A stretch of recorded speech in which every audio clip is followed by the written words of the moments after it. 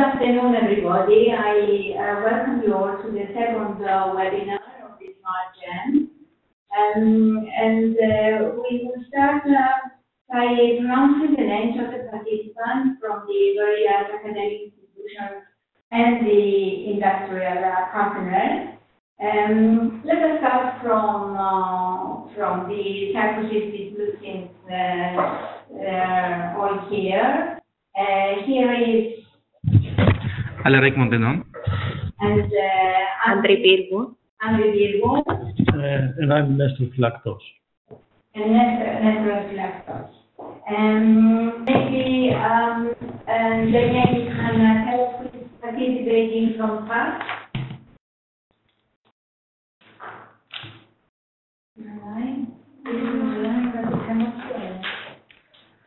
Hi to everyone from the Technical University of Crete under my name Kostas Gombakis will participate me, Kostas Gombakis.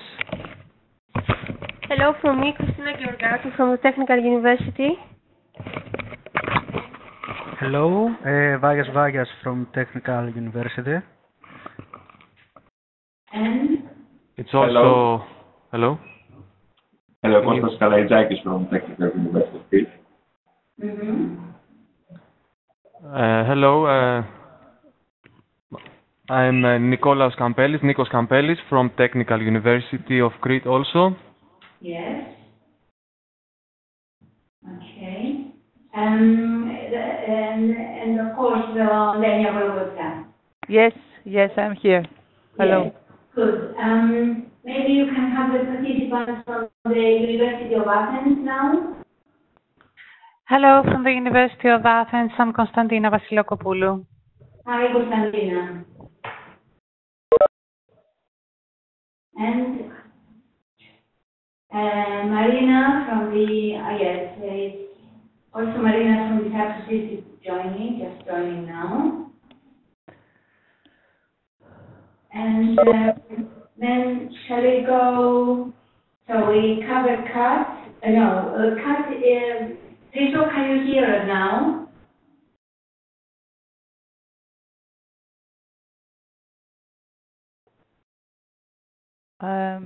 Yes, Marina. Can we move to IDEA? Yes. I'm Fabio Montagnino, and here we have Filippo Paredes and all the other colleagues of IDEA. We are here 6 persons. And Okay.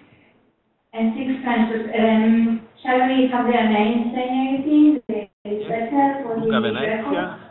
Pietro Muratore, Riccardo Di Paola. And Fine, excellent. okay, we write them so you can take notes. Okay. Okay. And then this is from IDEA, yes? From IDEA? Hi, good afternoon, everybody. It's me, it's Laura. Christina might join us later, but so far it's me from AIA, Doccioli. Yes, excellent. And Elgama Electronica? They haven't joined yet. They haven't joined. Maybe we can go to Smart Power Systems. Ian is there, is he? No, he's not. So they haven't joined us either yet. And Singapore University is doing well. What about CAD? Christian, are you there? Are you connected? Christo, you can type the names in the chat if you want. Yes. Okay. Okay. Maybe people will just join in when they come. So maybe we can start now, Daniel. What do you think? Yes, the presentation will be done by Nikolaos Kampelis from Technical University of Crete. Okay, excellent. He's the presenter. Yes. So is the concept of zero energy building? Hello, good afternoon, and thank you for your participation in this second webinar of the Smart Gens project. The webinar is about the concept of zero energy buildings and I would like to start my presentation with the structure, which is shown here and includes the objectives, the zero energy buildings definitions, various approaches and methodologies, EU and international legislation, trends and perspectives, energy efficiency issues, climatic diversity, the role of energy management, smart metering and demand response, the role of building users, and the conclusions. So we have two main objectives for today's webinar, first of which is to underline the main definitions of zero energy buildings and also to provide an overview of the technical and non-technical aspects for zero energy building development in the European Union. To proceed with the introduction, it would be reasonable to say that buildings are nowadays increasingly expected to meet higher and potentially more complex levels of performance.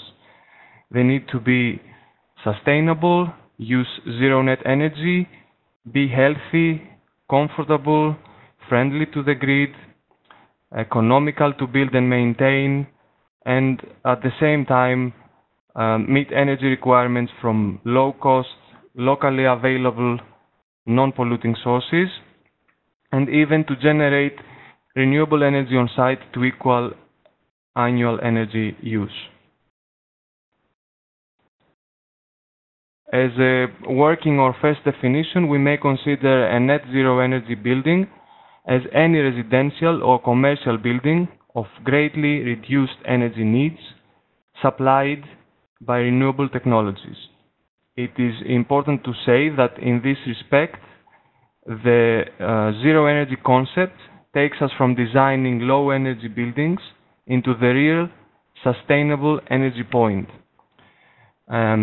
Furthermore, targets associated with zero energy buildings and a common calculating methodology are both critical to the design process. Some general characteristics when looking into this concept are that a zero energy building makes use of conventional energy sources when on-site generation cannot meet load, and when on-site generation exceeds building's loads, excess power is exported to the main power grid. So the grid is in other words, used for energy and power balance. Excess production may offset later energy use, and the zero energy target in off-grid buildings is limited by constraints in generation or storage.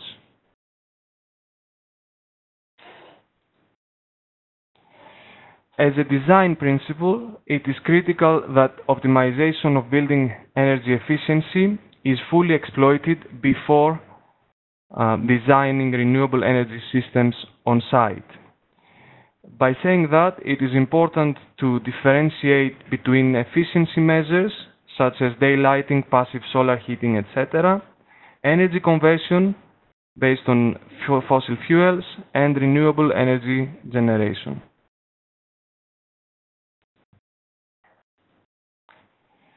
To move into the critical issues about how a clear and consistent definition may or may not be given, and with regards to establishing a common energy calculation methodology, we would need to look at quite a few key aspects.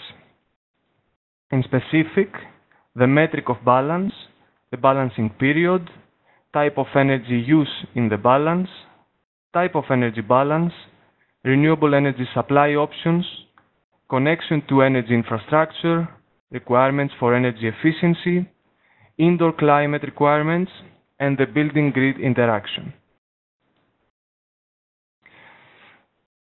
One of the most crucial aspects is the metric of balance, a factor which may be influenced by project goals, investor preferences, greenhouse gas emission targets, energy costs, etc.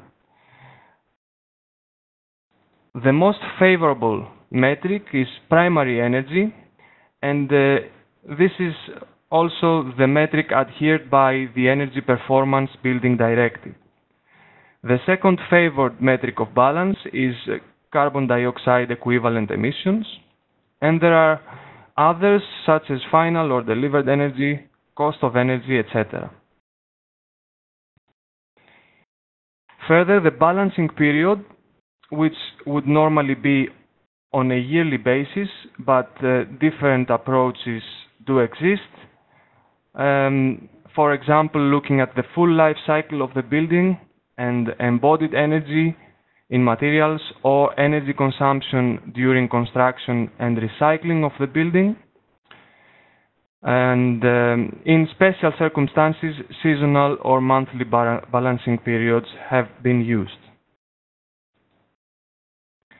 With regards to the type of the energy use, most calculation methodologies take into account building and user-related energy, but as the international standard for energy performance of buildings specifies, energy rating is only based on energy use that does not depend on occupant behavior, actual weather conditions, and other actual conditions. Of course, embodied energy is in most cases not usually evaluated. Moreover, there are two types of balance: energy use versus renewable energy generation, and energy delivered to the building versus energy flow to the grid. The first of these two approaches is more applicable to the building design phase, and the second is more applicable to the monitoring or operational phase of any given building. In most cases, the result of both these two approaches is the same. Here we can see a graphic representation of the various renewable supply options, which may be observed as moving from the center outwards, and starting with renewable energy generation on building footprint, going out to on-site generation using off-site renewables, off-site generation, and finally off-site supply.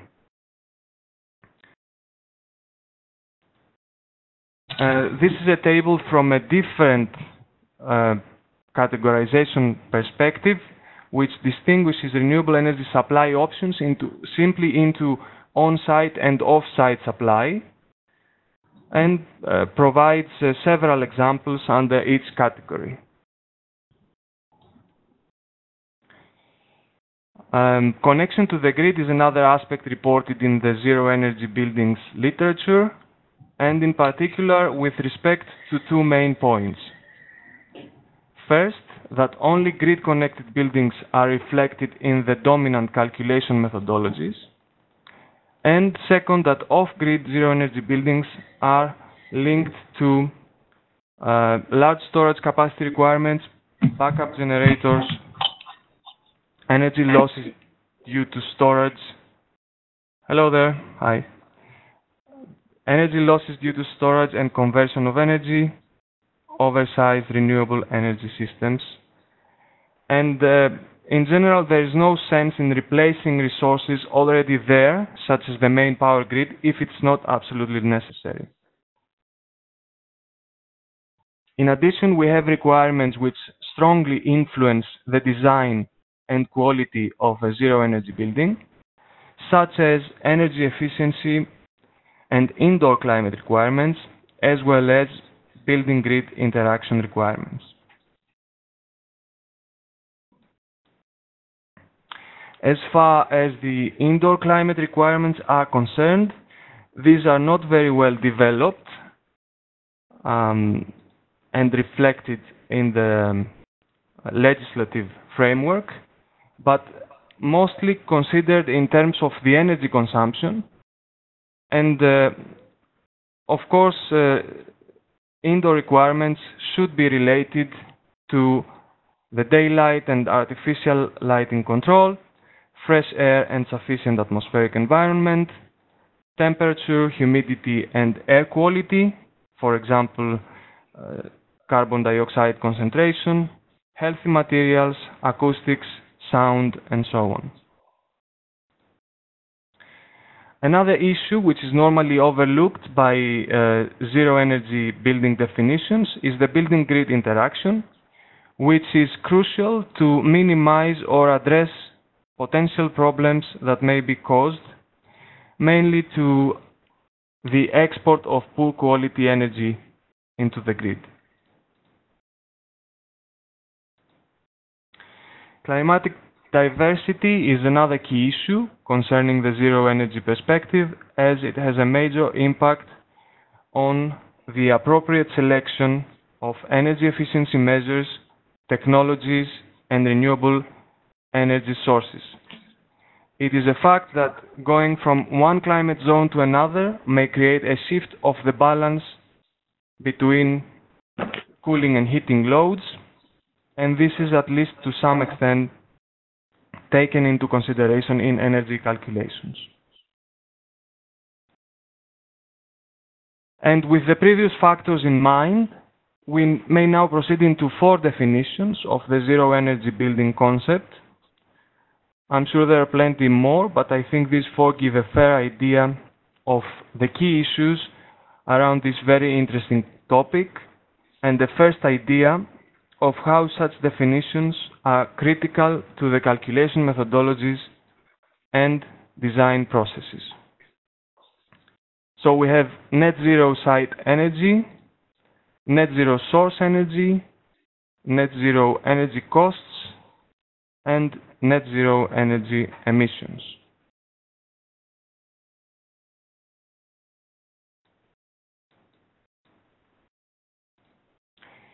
So the first definition is the net zero site energy building, which is required to produce as much renewable energy as the energy it consumes within a year, when this is accounted for at the site. The advantages of this definition are that it is easy to implement and understand, it is verifiable through on-site measurements, no externalities affect performance, and it encourages energy-efficient building design. On the other hand, disadvantages are that this definition ignores energy costs and it does not account for supply availability and pollution. The next definition is the net zero source energy building, which is expected to produce at least as much renewable energy as the energy it consumes within a year, when this is accounted for at the source. And this is estimated with the aid of primary energy. The advantages of this approach are that it is able to equate fuel types used at the site, it models in a better way the impact on the national energy system, it is easier to reach, and as disadvantages we have that it does not account for supply availability and pollution, and that source calculations are too broad to account for regional variations in power generation. There is a need to develop site-to-source conversion factors, and in some cases, source energy use accounting and fuel switching may have a larger impact than efficiency technologies. The third definition is the net zero energy cost building, which uses energy cost as the metric for the balance between the utility and the building. So according to this definition, the owner's payments to the utility must at least equal the utility payments to the building owner. I think, sorry, I've said that the other way around. Yes, the utility payments to the building owner must be at least equal to the payments by the building owner. Finally, the fourth definition is about the net zero energy emissions building, which needs to produce at least as much emissions-free renewable energy as its energy consumption based on conventional energy sources.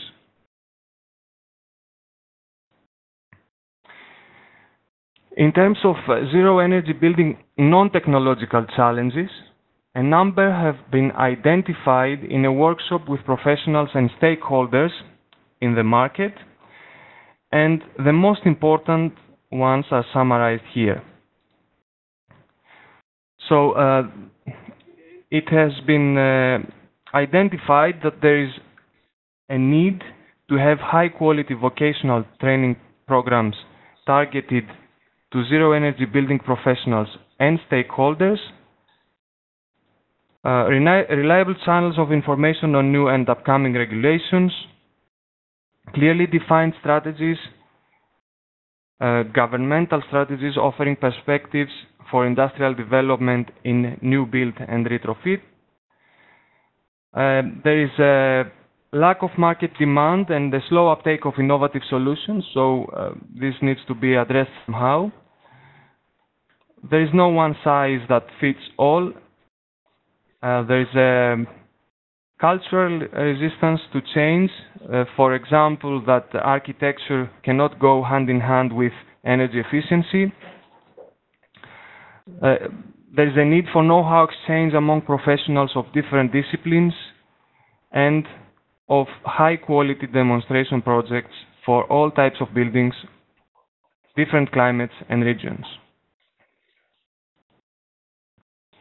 With regards to the European strategy and legislation, it is clear that it places a strong emphasis on the issue of energy in buildings in order to achieve the EU's 2020 targets and meet the longer-term objectives of the climate strategy in the low-carbon economy roadmap. The main vehicle for implementing this strategy is the Energy Performance of Buildings Directive, which sets the framework for near-zero energy buildings and establishes links with the EU strategy for climate change adaptation. In specific, the Energy Performance Building Directive establishes the nearly zero energy building as the target from 2018 for all public-owned or occupied by public authorities buildings, and from 2020 for all new buildings. The EPBD uses primary energy as the metric for energy balance, and under the current legislative framework agreed by member states, they have the responsibility to report on the detailed application of near-zero energy buildings in practice, reflecting national, regional, and local conditions. And in terms of some numbers, for residential buildings, the maximum primary energy consumption for zero energy buildings, I think it's a target there, is between 33 and 95 kilowatt hours per square meter per year, with a majority of countries aiming at around 45 to 50 kilowatt hours per square meter per year. In zero energy buildings or near zero energy buildings currently in operation or in development stages, energy efficient technologies are used in combination with solar, wind, and other sources of energy to attain nearly zero energy behavior. Based on international estimates, the additional initial investment for residential buildings range from 200 to 700 euros per square meter, depending on the passive technologies used and the active systems sizing and design.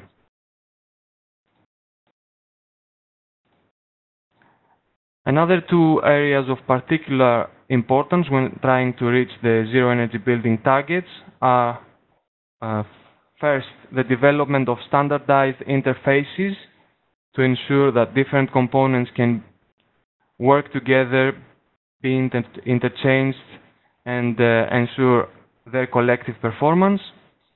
And the large-scale implementation of innovative technologies such as improved insulation, innovative heating, ventilation, and air conditioning systems, efficient wind and solar energy systems, energy storage, energy management, etc. As far as the advances in insulation and envelope components are concerned, we here refer to some state-of-the-art solutions, which are cool thermal insulating materials based on new generation extruded polystyrene, vacuum insulation panels, nano insulation materials, cool materials and surfaces, green facades and roofs, smart windows, etc. On the other hand, advanced technologies such as solar thermal technologies can in certain cases be exploited to meet the cooling demand during the summer season and partially the heating demand during winter time. The real challenge with such systems lies in the design of a suitable and efficient solution to utilize heat from the sun in order to fulfill the required energy demand. Also, there are innovative building integrated photovoltaic systems with a great potential for architectural use thanks to their versatility and customizability in terms of colors, transparency, and design. Furthermore, there are integrated solar inverter and storage systems offering capabilities for maximum power tracking and storage control. Significant research is also performed in the area of storage systems using batteries and other technologies. Nevertheless, we should highlight that specific devices are far from being attractive to the market as they are very expensive for residential applications.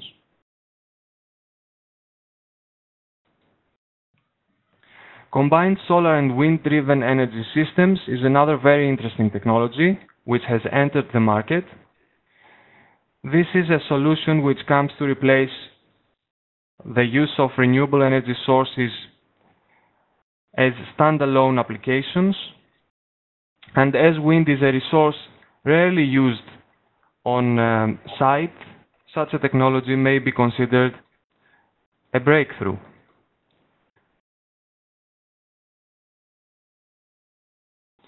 It includes a modular wind turbine system that efficiently harnesses the energy of the wind and PV cells to generate electricity from the solar radiation.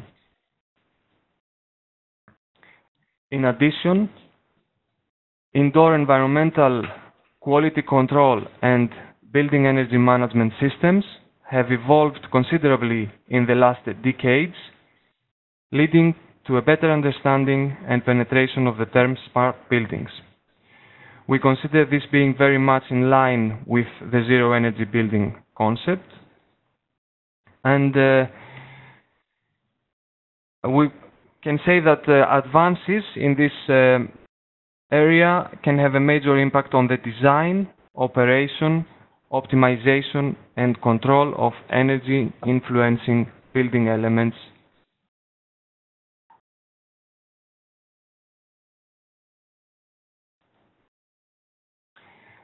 In the same framework, smart predictive control algorithms may contribute to at least 20 or even 30% of annual energy consumption reduction. Energy load is becoming increasingly relevant and cost-effective. Significant research is being carried in predictions also for renewable energy production, data processing, and interpretation extracted by smart metering can provide useful information for the building's energy behavior, and automation systems allow the management of indoor comfort for the building users. Now, with regards to demand response, it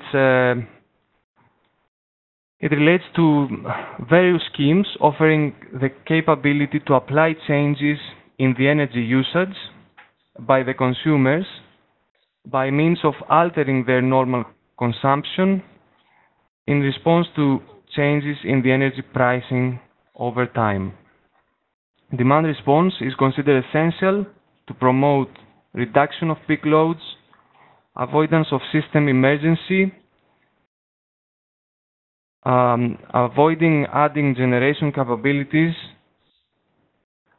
actively engaging customers, and in overall, it's expected to increase energy market efficiency and security of supply, as well as benefit customers for managing electricity costs and ultimately leading to a reduced environmental impact. Demand management systems are connected to the low voltage distribution network, so they're very much related to the zero energy building concept. Developments entail a shift from traditional power grids towards more bidirectional networks capable of accommodating fluctuations in both supply and demand.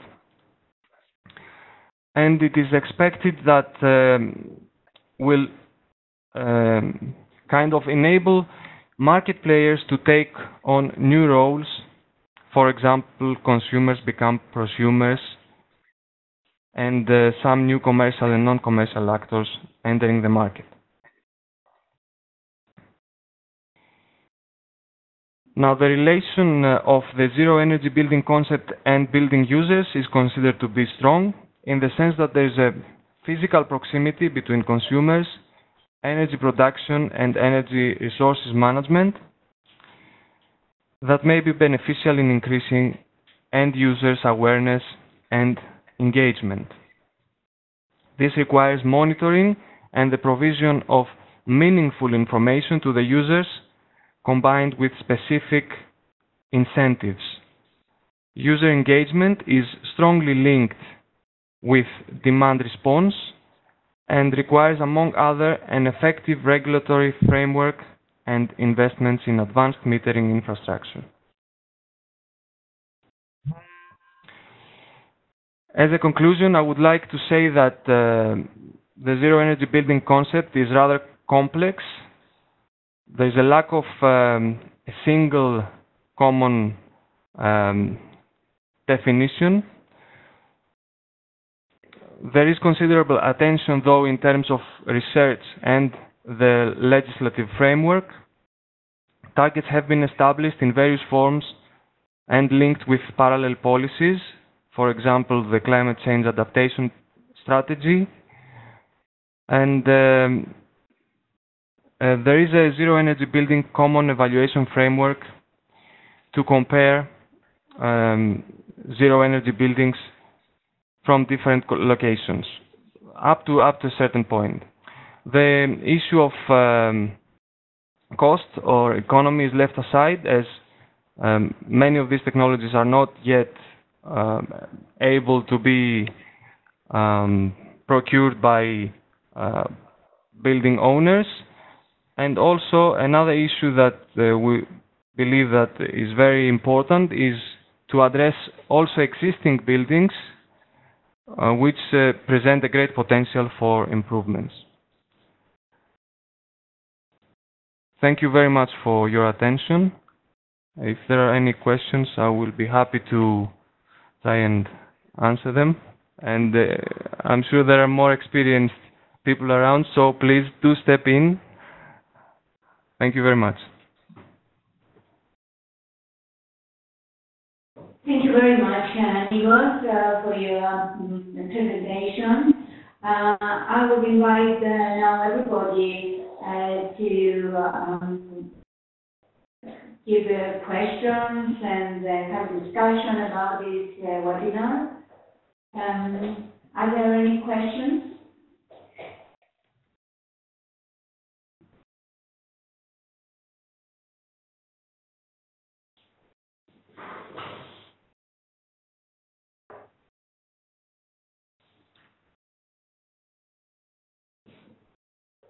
Well, it was a very informative webinar, so I don't think it leaves any room for questions still.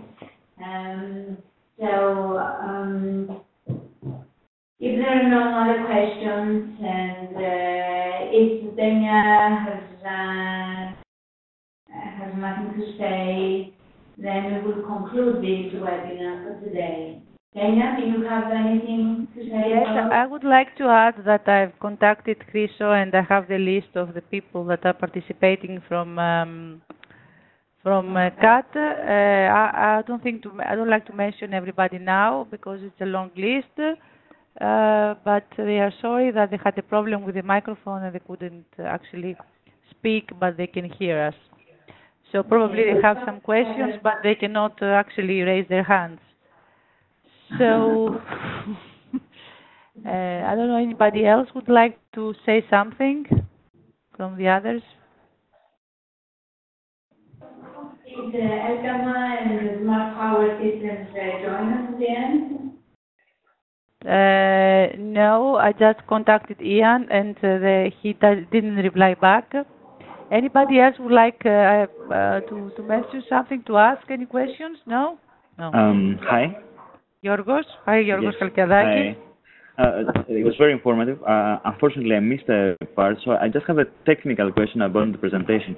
Is there an easy way to access it from this, or will be? I mean the slides, all the slides, or or will there be emailed to us? Yeah, hi. I'm sure. Can I go back to the slides somehow, or? We will send it to you as soon as we finalize the session. That's not a problem.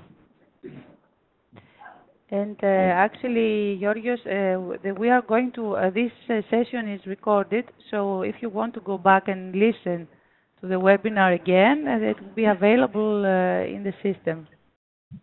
All right. Yes, I noticed that. Thanks. Okay. Also, Filippo would like to make a comment, but we guess you couldn't hear them. Yeah. So can you hear us? Okay. Yes. Now we can. I'm Fabio. Just two comments about the biomass availability, local biomass availability, because we think that in Europe this could be a real interesting issue to generate biomass around the buildings and have small transformation units, processing units. And another point is related to the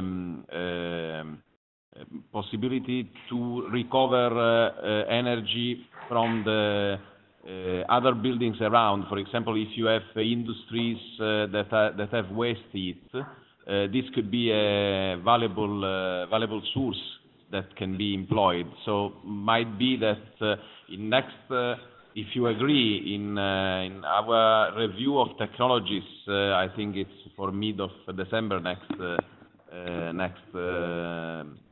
webinar. There is a very interesting list of highlights coming from the presentation of today, and we could add some information about small biomass units and waste heat recovery systems. Okay, so thank you, Fabio, for the... Also, let me, Despina, there is some question from Kat. They are typing that now. Okay. So I will raise the question as soon as it gets to my chat area, or they can raise it to everybody. I don't know. I have the question. Mm-hmm. Okay. They say that from the presentation, they understood the basic concept of net zero energy buildings, You mentioned, Nikos, the life cycle assessment in your presentation, and she wants to ask if the tasks in the future recast will possibly include the life cycle assessment, and if the reduction of the energy will correspond to the overall building's performance, including life cycle, I assume. Thank you for the question. I think that it's not something that we would expect to happen in the next few years or 5 years, as we still do not have the required framework for life cycle analysis with respect to the buildings. But it's a useful approach for studying zero-energy buildings, aside from the actual legislation and the policies from the European Union. So I don't know if that answers your question. I don't know, because she cannot speak. Thank you, she says. Okay. So almost okay. It was very clarifying anyway. If there are no any other questions, then shall I close this webinar now, Dania? Yes. I think we are okay. Thank you very much. So, good afternoon, everybody. Thank you very much. Thank you very much. Thank you very much. Bye. Thank you very much. Good afternoon. Good afternoon. Good afternoon, everybody. Bye-bye. Bye, everyone. Bye. Bye.